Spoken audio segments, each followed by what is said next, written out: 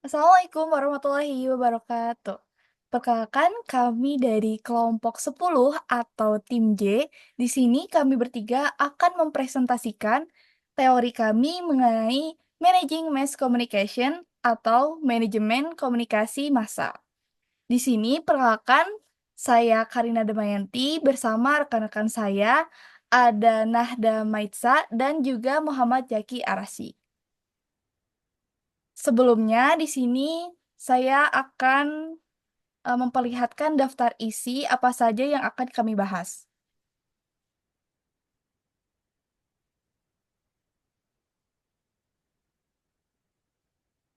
Oke, pertama-tama kami akan membahas pendahuluannya mengenai apa itu managing mass communication, lalu apa itu komunikasi, tentang proses komunikasi, cara mengembangkan program komunikasi yang efektif, lalu ada contoh kasus, kemudian ada kesimpulan dari kami.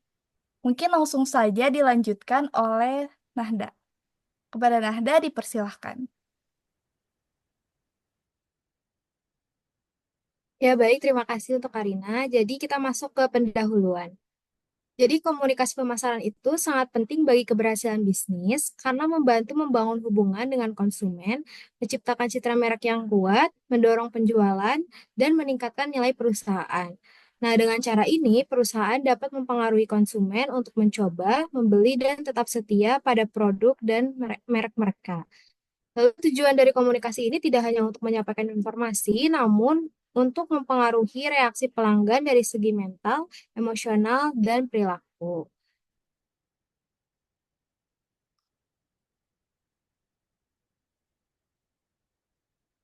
Nah, lanjut, apa sih komunikasi pemasaran itu?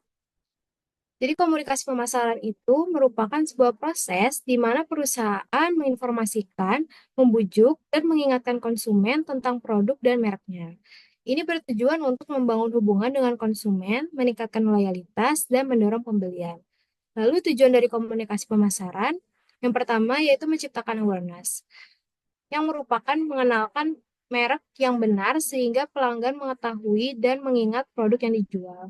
Yang kedua yaitu membangun preferensi, mengkomunikasikan kemampuan produk dalam memenuhi kebutuhan pelanggan, baik yang bersifat negatif maupun yang positif. Dan yang ketiga yaitu promosi, membujuk konsumen untuk membeli suatu produk melalui iklan. Ya baik, untuk selanjutnya ada proses komunikasi yang akan dijelaskan oleh Muhammad Zaki.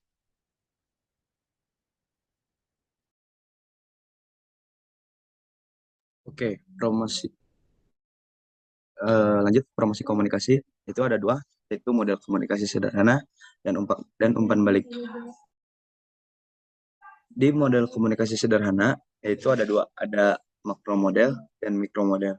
Untuk makro model ini menekankan pentingnya pengiring dalam memahami audiens dan menggunakan media yang tepat untuk menyampaikan pesan. Itu makro model itu untuk membangun kesadaran kepada konsumen dan menciptakan preferensi untuk mengenal produk-produk kita. Untuk microcable ini mengutamakan langkah-langkah penting seperti membangun kesadaran dan menciptakan preferensi terhadap hidup untuk mengaruhi respon konsumen secara efektif. Terus yang kedua, pentingnya umpan balik. Umpan balik dalam komunikasi pemasaran sangatlah penting karena mengukur efektivitas pesan yang disampaikan. Selain itu, umpan balik memberikan wawasan tentang keterlibatan konsumen, pentingnya untuk membangun hubungan yang baik dan meningkatkan loyalitas pelanggan. Dan analisis umpan baik, perusahaan dapat membuat keputusan strategi yang lebih tepat dan memastikan komunikasi tetap relevan dan dengan kebutuhan audiens. Oke, dilanjut oleh Karina Damayanti. Oke, selanjutnya saya di sini akan menerangkan bagaimana cara untuk mengembangkan program agar memiliki komunikasi yang lebih efektif. Jadi ada 5 cara. Yang pertama yaitu kita harus menetapkan tujuan kita. Yang mana sebelumnya itu kita memang harus untuk menetapkan tujuan dalam komunikasi pemasaran, yang berarti bagaimana hasil spesifik yang ingin kita capai. Dan ada 3 fokus utama yang biasanya dipilih, yaitu yang pertama, untuk membuat konsumen mengenali atau mengingat merek kita.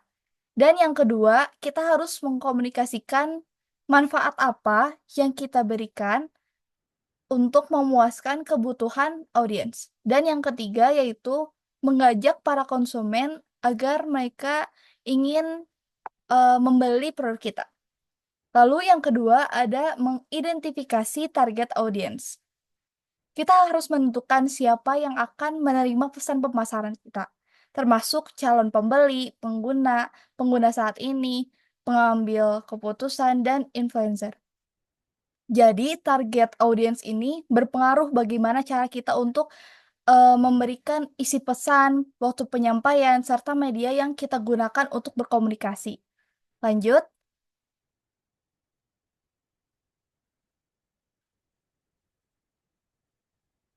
Selanjutnya ada mengukur efektivitas. Mengapa kita harus mengukur efektivitas?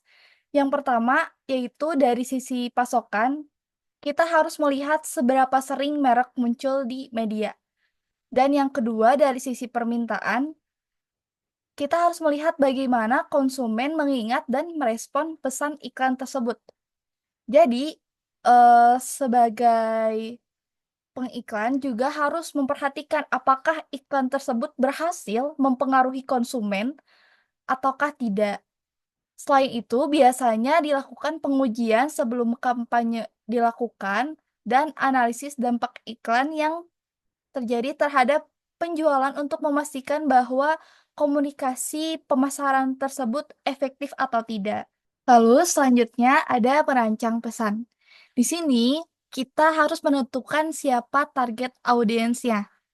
Kembali pada poin kedua tadi yang mana kita harus menentukan target audiens kita. Jadi dalam merancang pesan ini, kita juga harus menentukan siapa target audiens kita. Jika memang misalkan target kita adalah anak-anak, mungkin bahasanya memakai bahasa yang mudah dipahami, seperti itu. Nah, pesan ini sebaiknya fokus pada satu atau 2 poin utama saja, karena jika banyak, dengan slide yang banyak, dengan tulisan yang banyak, terkadang, orang tidak langsung membacanya, seperti itu. Lalu yang terakhir yaitu memilih media.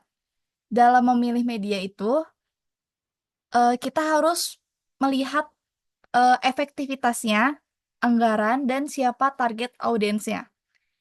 Jadi media itu bisa berupa media berbayar seperti iklan TV, media milik seperti website perusahaan, ataupun media yang dapat dari orang lain seperti ulasan konsumen. Dan dengan menggabungkan beberapa media atau berbagai media, baik yang tradisional maupun digital, perusahaan bisa menjangkau lebih banyak dan membuat lebih banyak orang dan membuat kampanye yang lebih efektif, seperti itu teman-teman. Selanjutnya,